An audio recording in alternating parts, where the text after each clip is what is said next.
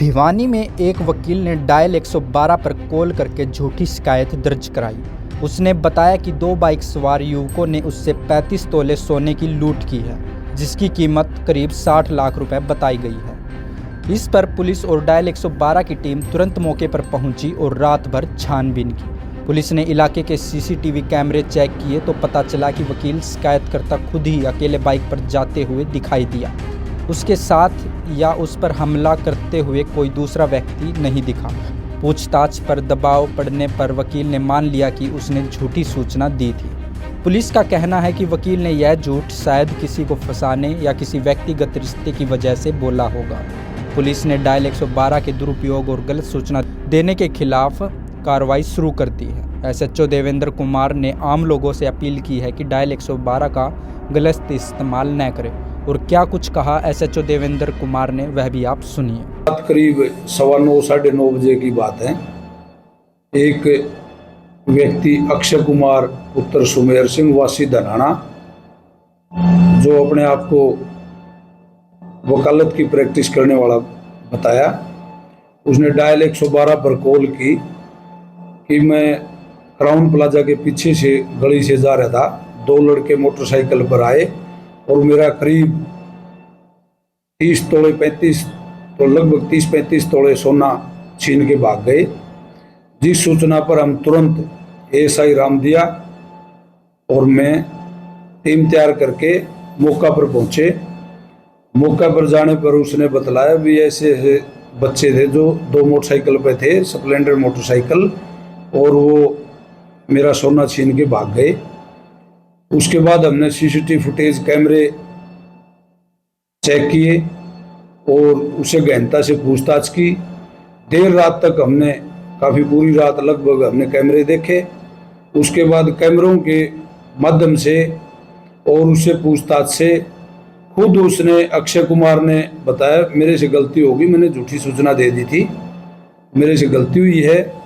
लेकिन आम जन के देखते हुए 112 पर जो झूठी सूचना देकर द्वारा आम जन को दी जाने वाली सुविधा का दुरुपयोग किया है, इसलिए हमने उसके खिलाफ निवारक कार्रवाई करते हुए हरियाणा पुलिस एक्ट के तहत हमने उसके खिलाफ निवारक कार्रवाई की गई है।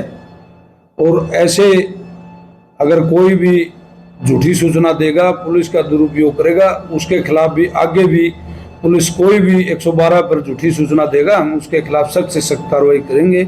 और हमारे पुलिस अधीक्षक की तरफ से सख्त आदेश हैं, कोई भी झूठी सूचना देगा तो उसके खिलाफ हम सख्त कार्रवाई करेंगे। और अब भी हमने इसके खिलाफ सख्त से सख्त कार्रवाई करते हुए जो झूठी सूचना दी थी उसके संबंध में हमने उसके खिलाफ निवारक कार्रवाई की गई है।